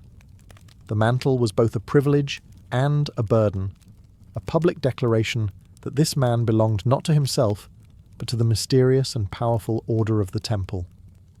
Once clothed in the white mantle, the initiate entered the most mysterious phase of the ceremony, the prayers whispered in darkness. Unlike the public chants of the church, these words were spoken in hushed tones, passed from elder to novice, as though they were sacred keys to unlock the hidden heart of the Order. The chapel, already dim with candlelight, seemed to grow even darker as the brothers intoned their secret formulas. For the initiate, it was a moment of awe and of unease. The prayers themselves were rooted in Christian liturgy, invoking the Virgin Mary, Christ, and the saints. Yet they were not identical to the mass prayers one might hear in a cathedral. The Templars had their own cadences, their own formulae, known only to those within the Order. To the outside world, this secrecy raised suspicion. Rumours circulated that the knights denied Christ, spat upon the cross, or worshipped strange idols during these prayers. While historians generally agree that such accusations were exaggerated, or even fabricated by enemies of the Order, the very fact that the rituals were private fueled the legends of blasphemy. During these whispered devotions, the initiate was reminded of his vows. Poverty was framed as following the example of Christ, who had no place to lay his head. Chastity was praised as the way of the angels, a purity that allowed the knight to fight without distraction. Obedience was exalted above all, compared to Christ's submission to the will of God. The initiate was urged to see himself not as a man of flesh and pride, but as a vessel for divine will. The brothers surrounding him lent weight to the moment. Their silence between prayers, the rustle of mantles, and the solemn repetition of sacred words created an atmosphere both intimate and overwhelming. It was a reminder that he was now part of a brotherhood that prayed together, fought together, and, if necessary, died together. To outsiders, these secret prayers were proof of the Templars' dangerous hidden knowledge. To those within, they were the cement that bound each knight to the Order. The whispered formulas stitched the vows into the initiate's soul, binding him not only to his brothers, but to mysteries too profound to be spoken aloud in the open world. The vows and prayers marked the spiritual birth of a Templar, but the Order did not simply accept words at face value. To ensure that the initiate truly understood obedience, he was often subjected to trials, small but symbolic tests of loyalty. These were not meant to humiliate, but to engrave the idea that a knight of the Temple must obey instantly, without hesitation, whether in the chapel or on the battlefield. Accounts of these trials vary, and much is clouded by later exaggeration. Some chronicles describe an initiate being commanded to perform a task on the spot, perhaps to kneel for a prolonged time, to remain silent while others mocked him, or to accept a symbolic act of humiliation. Such exercises reminded the novice that pride and independence had no place within the brotherhood. If he could not surrender his will in a simple act, how could he be trusted to hold the line in the chaos of war? Other trials were sterner. A recruit might be asked a final time whether he truly wished to stay, while the brothers pressed him with warnings of hardship. Battles without end, a life without possessions, the constant risk of martyrdom. If he hesitated, he was encouraged to withdraw, for the Order preferred a small band of unwavering men over a host of wavering half-brothers. This insistence on absolute commitment became the foundation of the Templars' reputation for discipline. Enemies of the Order later twisted these trials into dark accusations. The whispered claim that initiates were forced to spit on the cross or deny Christ almost certainly originated from misunderstandings of symbolic obedience tests. Such rumours fueled the charges of heresy that ultimately destroyed the Templars, though historians today recognise them as propaganda rather than truth. What seems clear is that the trials were meant to strip away hesitation, pride, or fear. and to forge a knight utterly devoted to his brothers and his cause. Once the tests were endured, the initiate was embraced by the brotherhood. From that moment forward, he was expected to obey every command of his superiors, whether it meant defending a pilgrim on a dusty road, riding into hopeless battle, or enduring captivity without complaint. In the Templar vision of loyalty, obedience was not weakness, but strength, the binding force that allowed hundreds of men to act as one body, wielding the will of God as their weapon. After the tension of vows, whispered prayers, and trials, the mood of the initiation often shifted. To seal the new knight's entry into the order, the brothers shared a ritual meal, a feast that was less about indulgence and more about fellowship. The Templars were strict about food, living under a monastic rule, but in the context of initiation, the table itself became a symbol of unity. The initiate, now clad in the white mantle, was led to join his brothers at a long, simple table.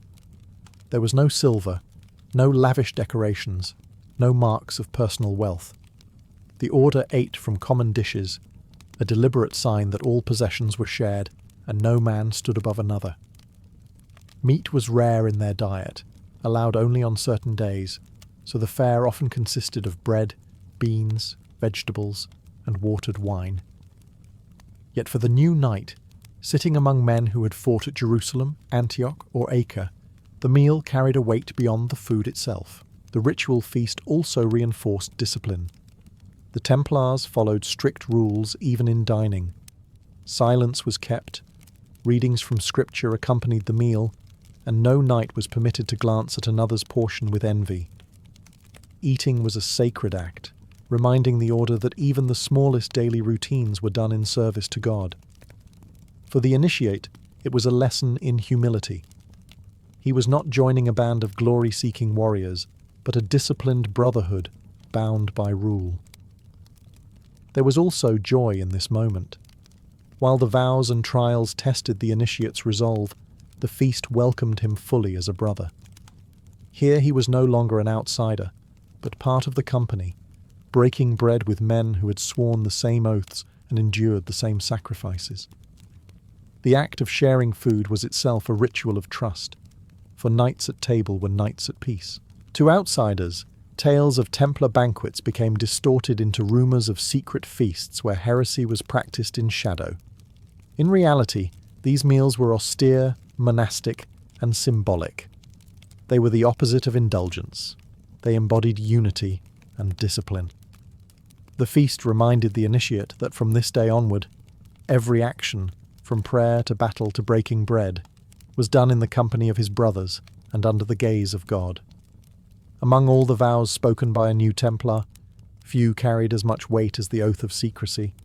Poverty and chastity set him apart from the world, obedience bound him to his brothers, but secrecy shielded the order itself. Without it, the Templars could not maintain their mystique, their unity, or their security in a hostile world. The initiate was warned in stark terms. The words and rites he had witnessed must never be repeated outside the walls of the order. To reveal them was to betray not only his brothers, but God himself. In some accounts, the vow of secrecy was accompanied by gestures of finality, placing a hand on the Gospels, kneeling before the cross, or touching sacred relics. These physical acts etched the vow deep into the memory of the knight. The penalty for betrayal was never spelled out in detail during the ceremony, but the implication was clear. Excommunication, dishonour, and eternal damnation awaited anyone who broke his word. The Templars believed secrecy was not just a matter of discipline, but of survival. The order operated across Europe and the Holy Land, handling vast sums of money, military strategies, and sensitive negotiations.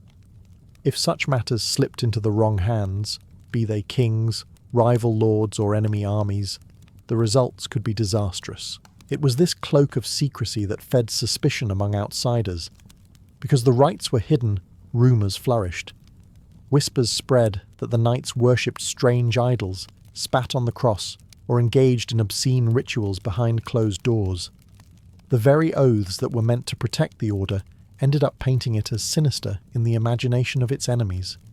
Centuries later, these accusations would be weaponized in trials that led to the destruction of the Templars. For the initiate, however, the vow of secrecy was not sinister, but sacred. It marked him as a guardian of mysteries, trusted by his brothers and bound to them in silence. It was a reminder that the order lived not for the world's approval, but for God's command. By swearing secrecy, the Templar crossed a final threshold. He now held truths he could never share, even at the cost of his life. This invisible bond was as strong as any sword or shield, ensuring that the Order's power remained hidden, disciplined, and feared. As the secrecy vows faded into silence, the initiation turned toward its final sanctification. What had begun as a questioning of loyalty and a stripping of worldly ties now shifted into a moment of blessing. The chapel filled not with whispers of secrecy, but with the solemn cadence of prayer as the brothers called upon God to consecrate the life of their new companion. The presiding master often laid his hands upon the initiate's head or shoulders, invoking divine protection and strength. These blessings were drawn from the language of the church, but tailored to the martial vocation of the order. The knight was prayed over as both monk and soldier, a defender of pilgrims, a scourge of infidels, and a vessel of Christ's will on earth. In some accounts, psalms were sung, chants of victory and steadfastness, echoing like the hymns sung by monks at midnight vigils. The initiate was also reminded of the spiritual promises bound up in his vows. Poverty would not mean deprivation but freedom, for by surrendering wealth he gained a treasure incorruptible. Chastity was framed as a gift of purity, raising him above worldly distraction so that his heart could remain wholly fixed on God. Obedience, the hardest vow of all, was described as the very path Christ himself had walked, submitting even unto death. By embracing these disciplines, the Templar was promised the ultimate reward: salvation, the crown of martyrdom, and eternal fellowship with the saints. At this stage, the language often grew martial. The initiate was told that he now bore the armour of faith and carried the sword of the Spirit. His life was no longer his own. It was a campaign under the command of the heavenly King. Should he fall in battle defending the Holy Land, his death would not be in vain but counted as a martyr's victory. This promise made the risks of the battlefield not merely tolerable, but holy. The blessings ended with a final charge: to live uprightly, to guard the weak, and to uphold the honour of the temple. The assembled brothers then responded with prayers of welcome, sealing the initiate not only to vows of duty, but to a vision of eternal reward. From that moment onward, his path was marked not by chance, but by destiny, sanctified by both ritual and divine promise. With vows spoken, mantle bestowed, and blessings given, the final act of initiation bound the new knight not only to God, but to his brothers. This moment was less about ritual words and more about human connection, the embrace of fraternity that turned the initiate from an outsider into one of the order's own. The senior knight, often the master or commander of the house, would step forward and welcome the initiate with the kiss of peace, a gesture drawn from monastic tradition and the wider church. It was usually given on the cheek or shoulder, a sign of equality and reconciliation. One by one, the other knights followed suit, offering the same embrace. For the new member, this was a powerful signal. He was no longer alone, no longer a stranger kneeling in shadows. He now shared the same destiny as every man in that chapel. The ceremony closed with words of brotherhood. The initiate was reminded that the temple was a family, stronger than blood, bound together in prayer and battle. From this day forward, he was to eat at their table, ride under their banner, and share both their hardships and their glories. The order demanded much: poverty, chastity, obedience, and secrecy. But it gave in return the unbreakable fellowship of men who lived and died together. After the formal embrace, the new knight was often led to his place among the others, as though he had always been there. His name was recorded in the rolls of the house, a written sign that his life was now woven into the history of the temple. He had become part of something larger than himself, an international brotherhood stretching from castles in Europe to fortresses in the Holy Land. The embrace carried a weight beyond the moment. To betray the order would now mean betraying not only vows and symbols, but the faces of the men who had welcomed him. To fight bravely was to honour them. To falter was to let them down. The embrace was not just welcome, it was a lifelong reminder that loyalty was owed not only to God, but to the brotherhood of the temple. Thus ended the initiation. What began in secrecy and solemn testing concluded in fellowship. The knight rose from the chapel floor no longer merely a man, but a Templar, clothed in vows, strengthened by blessings, and embraced by a brotherhood that promised both earthly unity and eternal reward. When the Knights Templar first emerged in the early 12th century, they were not known as builders. Their mission was simple: protect pilgrims travelling to the Holy Land. Yet almost immediately, they recognized that swords alone could not secure the highways of faith. Roads could be patrolled, but safe havens were essential. Thus began the Templars' transformation from warrior monks into architects of some of the most formidable castles the medieval world had ever seen. Unlike the castles of kings or feudal lords, Templar strongholds did not serve dynasties or families. They were communal structures, owned by the order and consecrated to Christ. Each fortress represented not personal glory, but collective mission: to defend the Christian world against enemies and to provide sanctuary for travellers. Their castles became both military hubs and spiritual symbols, stone sermons rising out of the landscape. Templar fortifications were strategically placed. They anchored trade routes, guarded mountain passes, and dominated coastal harbours. Many were erected along the frontiers of Crusader states, where the clash between Christian and Muslim forces was constant. In Europe, their castles safeguarded treasure houses, training grounds, and commanderies that fueled the Order's global network. Wherever a Templar fortress stood, it announced stability and power, often in lands plagued by conflict. Architecturally, these castles combined brute strength with subtle symbolism. Their walls were thick, their towers carefully angled to repel siege engines, and their gates designed to funnel invaders into deadly traps. Yet within those walls lay chapels where knights gathered to pray before battle. The contrast was deliberate. Stone bastions of war sheltering quiet sanctuaries of faith. Every fortress, from the deserts of Syria to the green hills of Portugal, embodied the dual identity of the Templar, monk and soldier. To medieval eyes, these fortresses seemed unshakable. They projected an image of divine protection, as though God himself had lent strength to the stones. Pilgrims who entered their gates saw more than battlements.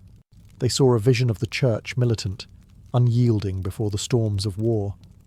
And for enemies, a Templar castle was both a military obstacle and a spiritual statement. The cross carved into its walls was as daunting as the swords of the men inside. In building castles, the Templars built more than defences. They built monuments to their mission, fusing architecture with ideology. These warrior fortresses were not merely shelters of stone, but enduring symbols of a holy cause. If there was ever a fortress that embodied the Templar vision of strength and faith, it was Crac-de-Chevalier. Rising above the Syrian plains, this massive stone citadel was more than a military outpost. It was a statement of permanence in a land defined by shifting battles and fragile Crusader states. Perched on a hill nearly 650 metres above sea level, Crac dominated the surrounding landscape, its silhouette visible for miles. For pilgrims, it was a beacon of safety. For enemies, it was a daunting reminder of the Crusaders' determination to stay. Crac-de-Chevalier was originally built by local lords, but in 1142 it was entrusted to the Templars' brother order, the Knights Hospitaller. Still, its design and use reflected the same principles that guided all Templar construction. The fortress became the gold standard of Crusader military architecture: double concentric walls, deep moats carved from living rock, and a series of towers that allowed defenders to rain arrows and stones upon attackers from every angle. Each wall contained passageways for swift movement, ensuring that soldiers could be deployed wherever the threat was greatest. Inside the fortress, practicality blended with spirituality. Vast storage rooms allowed Crack to withstand sieges lasting years, while a chapel stood at its heart, reminding the knights that their battles were fought under divine sanction. The chapel's austere design reflected the order's vow of simplicity. No gilded ornaments, no flamboyant decoration, only the stark beauty of stone and the glow of candlelight. For Muslim chroniclers, Crack was a nightmare. The fortress resisted repeated assaults and stood as a nearly impregnable bastion during the height of the Crusades. Saladin himself attempted to take it, but even his formidable armies could not breach its walls. Only in 1271, after decades of defiance, did the fortress finally fall to Sultan Baybars. Even then, legend holds that the defenders surrendered not through force, but through a forged letter tricking them into believing their masters had ordered retreat. To this day, Crac des Chevaliers is regarded as one of the finest examples of medieval military engineering in the world. Its walls tell a story not just of stone and mortar, but of ideology, the merging of knightly discipline with monastic devotion. For the Templars and their peers, Crac was more than a fortress. It was the crown jewel of a sacred war, a monument to the belief that faith could be defended with both prayer and steel. While the Holy Land drew most of the Templars' fame, their castles in Portugal tell a different but equally fascinating story. Here, on the far western edge of Europe, the Order played a vital role in the Reconquista, the centuries-long struggle to reclaim Iberia from Muslim rule. Portuguese kings quickly recognized the Templars as invaluable allies, granting them lands and resources in exchange for their military support. In return, the knights built fortresses that anchored the Christian frontier and helped forge the identity of the emerging Portuguese nation. One of the most iconic of these strongholds is Tomar, founded in 1160 by Grand Master Gualdim Pais. Rising on a hill above the Nabão River, Tomar became the Templars' headquarters in Portugal and later one of the most important commanderies in Europe. Its round church, inspired by the Holy Sepulchre in Jerusalem, symbolized the Order's direct link to the sacred sites of the Crusades. Unlike the austere chapels of the East, Tomar blended military utility with artistic flourishes, foreshadowing the fusion of Templar and Portuguese culture. But Tomar was not alone. Across central Portugal, the Templars erected a chain of fortresses, Almirol, perched dramatically on a rocky island in the Tagus River, Monsanto, carved into granite cliffs, and Pombal, controlling vital roads. These castles were not merely defensive, they were statements of control. Each fortress secured conquered territory, safeguarded Christian settlers, and provided staging points for further campaigns southward. Their presence ensured that the frontier advanced steadily, brick by brick, stone by stone. The architecture of these Portuguese castles reflected both local tradition and Crusader innovation. Thick curtain walls, elevated towers, and narrow gateways mirrored Eastern designs, while their placement exploited Iberia's rugged terrain. Many of the fortresses also included cloisters and chapels, underscoring that these were not castles of feudal lords, but of warrior monks who lived by rule and prayer. In time, when the Templar order was suppressed, their Portuguese holdings did not vanish. Instead, they passed into the hands of the Order of Christ, a successor institution that carried on Templar traditions. Under this banner, Portuguese explorers would sail into the Atlantic and beyond, using Tomar as both a spiritual and logistical base for voyages that reshaped the world. Thus, the Templar castles of Portugal stand as western bastions of their mission, fortresses that guarded a frontier, forged a kingdom, and laid the foundations for global exploration. In England, the Templars' castles and commanderies carried a slightly different purpose than their counterparts in the Holy Land or Iberia. Here, the Order was less concerned with defending contested frontiers and more invested in consolidating wealth, training recruits, and safeguarding the flow of resources that sustained the crusading effort abroad. Yet their English strongholds still bore the unmistakable stamp of Templar architecture, an austere blend of martial utility and spiritual devotion. The most famous of these was the Temple in London, established in the mid-12th century. While not a fortress in the traditional sense, it was a fortified enclave in the very heart of the city. Its round church, modelled after the Holy Sepulchre in Jerusalem, remains one of the best surviving examples of Templar design in Western Europe. Here, knights trained, prayed, and managed the financial dealings of the order. The London Temple became a hub of international banking, where monarchs deposited treasure and pilgrims secured safe passage to the east. Its defences were less about battlements and more about law, influence, and the sacred authority the order wielded. Beyond London, the Templars established castles in strategic rural sites. In Lincolnshire, they fortified Witham and Temple Brewer, both serving as centres of administration and recruitment. Templehurst in Yorkshire and Rothley in Leicestershire were similar outposts, less massive than Crack or Tomar, but vital nodes in the Templar network. Each included a chapel, cloisters, and barns, combining monastic simplicity with military readiness.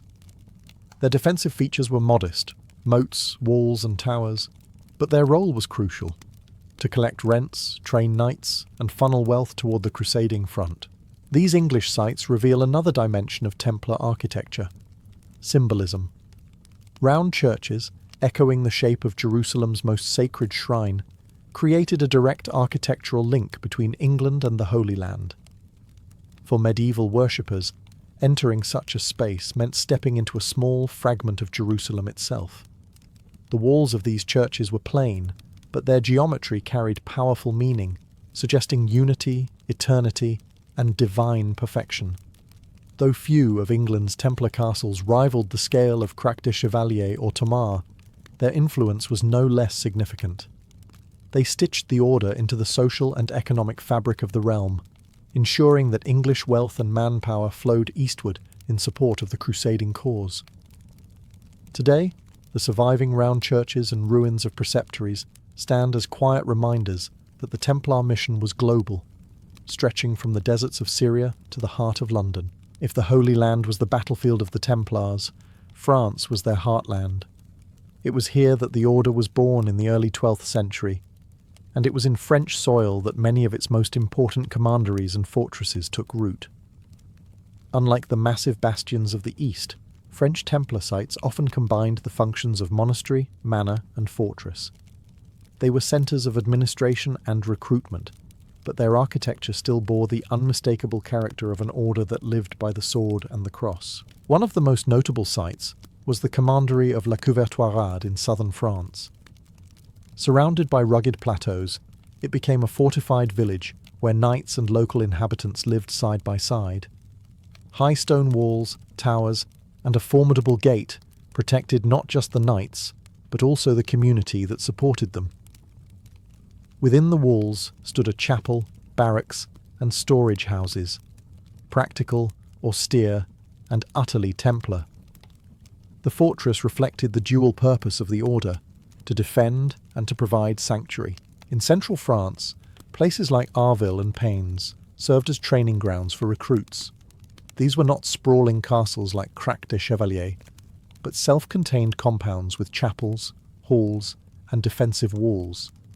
They reflected the order's disciplined lifestyle: simple quarters, communal dining, and constant readiness for military service. Every structure was designed to remind the knights of their vows. No luxury, no excess, only what was necessary for devotion and defence. French Templar sites also played a vital financial role. They stored donations, managed estates, and provided the wealth that funded campaigns in the Holy Land. For this reason, many commanderies were fortified not against armies, but against bandits and rival lords who might be tempted by the treasures within. The architecture was pragmatic: walls, towers, and moats that deterred opportunistic raids while projecting an aura of authority. Yet beyond stone and mortar, these castles carried symbolism. The chapels, often plain but geometric, echoed the simplicity of Cistercian design, linking the Templars to the wider reform movement of the Church. The round structures, when present, evoked the Holy Sepulchre, reinforcing the order's spiritual mission. France was also where the Templars met their tragic end. Castles that had once symbolised strength became prisons, when King Philip IV turned against the order in 1307. Many were confiscated, repurposed, or abandoned. Still, the ruins of French commanderies whisper of the days when the Templar network stretched from humble farms to impregnable strongholds, all united in service to a cause greater than any single kingdom. In Spain, the Knights Templar were drawn into one of medieval Europe's longest and most defining struggles, the Reconquista. Here, castles were not just symbols of power. They were critical tools of survival on a frontier that shifted constantly between Christian and Muslim control. Spanish kings welcomed the Templars, granting them vast tracts of land in exchange for military service, and the order responded by raising fortresses that anchored the Christian advance. One of the most iconic of these was the Castle of Ponferrada in Leon. Originally a Roman outpost, it was rebuilt and expanded by the Templars in the late 12th century. The fortress grew into a sprawling complex of towers, courtyards, and thick curtain walls, guarding the pilgrims' road to Santiago de Compostela. Pilgrims found safety within its gates, while enemies found an imposing wall of stone blocking their ambitions. The blend of utility and faith, the protection of travellers bound for a holy shrine, was quintessentially Templar. Farther east, in Aragon, the castle of Monzon became a crucial Templar stronghold. Rising from a rocky hill, it commanded the surrounding plains and served as both fortress and training ground. It gained fame as the place where the young King James I of Aragon was raised under Templar guardianship, highlighting the order's role not only as warriors, but also as political players. Monzon's design reflected their disciplined style: massive walls, rectangular towers, and austere interiors punctuated by chapels that reminded the knights of their vows. Other fortresses, like Peñíscola on the Mediterranean coast and Miravet overlooking the Ebro River, demonstrated the order's skill in adapting architecture to diverse landscapes. Peñíscola rose dramatically from a rocky promontory surrounded by sea, while Miravet's layered walls and Romanesque chapel created a commanding presence above fertile valleys. Each fortress was tailored to its environment, yet carried the same message. The Templars were immovable defenders of Christendom. The Spanish Templar castles reveal the order's dual role in Iberia. They were guardians of borders and protectors of pilgrims, but they were also instruments of colonization, securing new territories for Christian settlement. When the order was dissolved in the early 14th century, many of these fortresses passed into the hands of rival military orders such as Calatrava or Montesa, ensuring their continued use in the Reconquista. Today, their ruins still crown Spain's hills and coastlines, reminders of an age when the cross and the sword were carved not only into history, but into the very stones of the land. Beyond the towering presence of Crac des Chevaliers, the Templars maintained a network of castles across the Holy Land that embodied their mission: to secure pilgrim routes, defend Christian enclaves, and project authority deep into contested territories.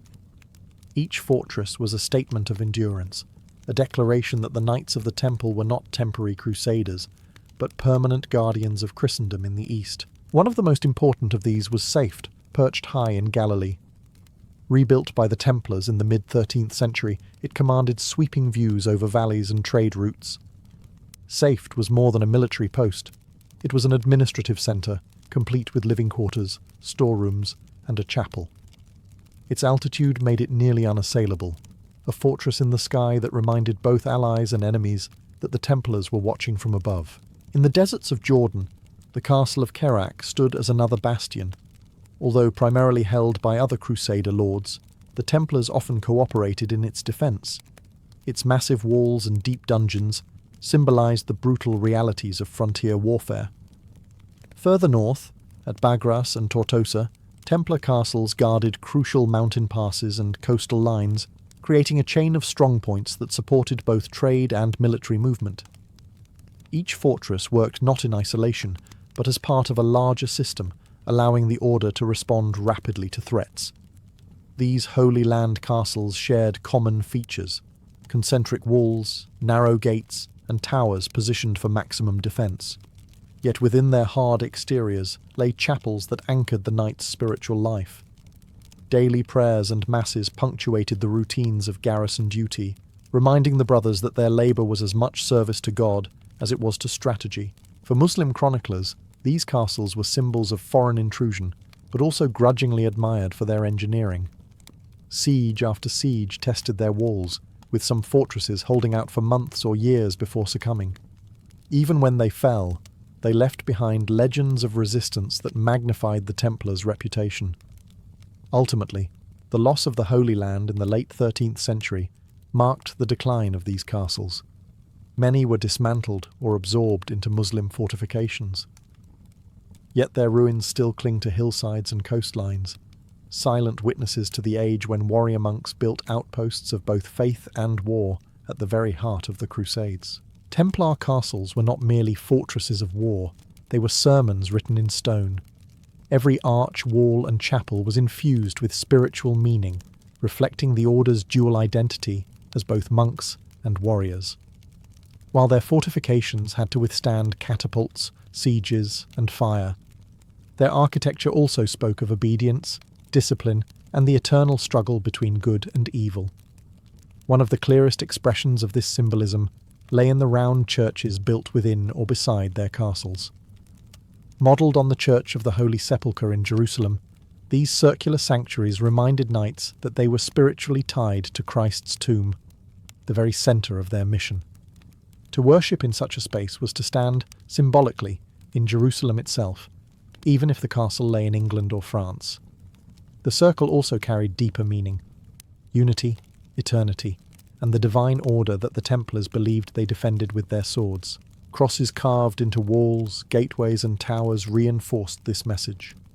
Sometimes painted in red, sometimes cut directly into stone, the cross reminded all who entered that the fortress belonged not to a lord or king, but to Christ.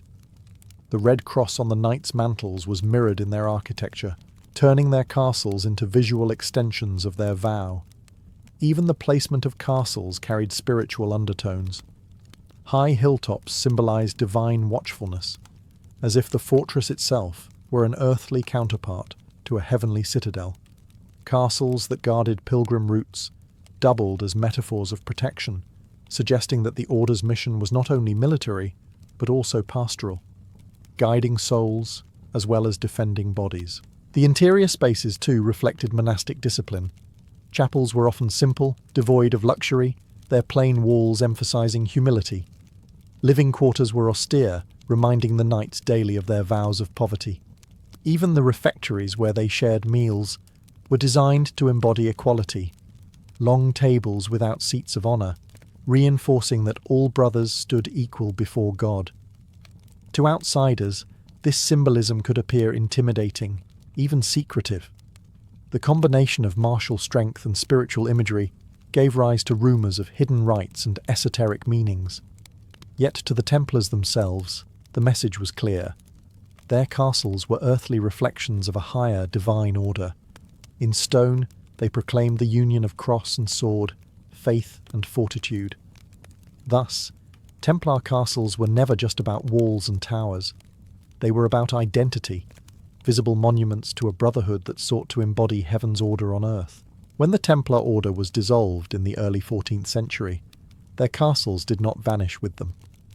Stone has a way of outlasting human institutions, and the fortresses of the temple continued to stand long after the knights themselves were dragged to trial or burned at the stake. Some were seized by kings hungry for wealth and land, others were handed over to rival military orders, and a few quietly crumbled into ruin. Yet, in every case, the legacy of Templar architecture endured. In Portugal, many castles were absorbed by the Order of Christ, the Templars' official successor. Tomar, with its iconic round church, became the spiritual and logistical heart of Portuguese expansion, nurturing the explorers who would launch voyages into the Atlantic and beyond. The very stones that once guarded pilgrim roads now formed the cradle of global exploration. In this way, the architectural legacy of the Templars helped lay the groundwork for the Age of Discovery. In Spain, castles like Monzon, Miravet, and Peñíscola passed to the Order of Montesa or other knightly groups who continued the struggle of the Reconquista. Their walls remained frontiers of war until the last Muslim strongholds fell centuries later. Even stripped of their original owners, the fortresses carried forward the martial and spiritual mission that had inspired their construction. Elsewhere, the story was darker. In France, many Templar commanderies were confiscated by the crown and repurposed as secular estates. Some became prisons, others administrative centres. The aura of secrecy that had surrounded their chapels and halls only grew in legend, fueling tales of hidden treasures, secret passages, and curses that lingered in the stones. England's round churches, like those in London and Cambridge, survived dissolution by being adopted into the fabric of later institutions. The Temple Church in London, for example, passed into the care of the legal societies that still occupy the area today. The Templar imprint remained not just in architecture, but in cultural memory, symbols of loyalty, mystery, and betrayal. Today, many of these castles stand as ruins visited by tourists, while others still serve as places of worship or community. They remind us that the Templars' story is not just one of trial and execution, but of endurance. Their castles, blending military ingenuity with spiritual symbolism, outlived their builders. In stone, the Templars achieved what they could not in politics: permanence.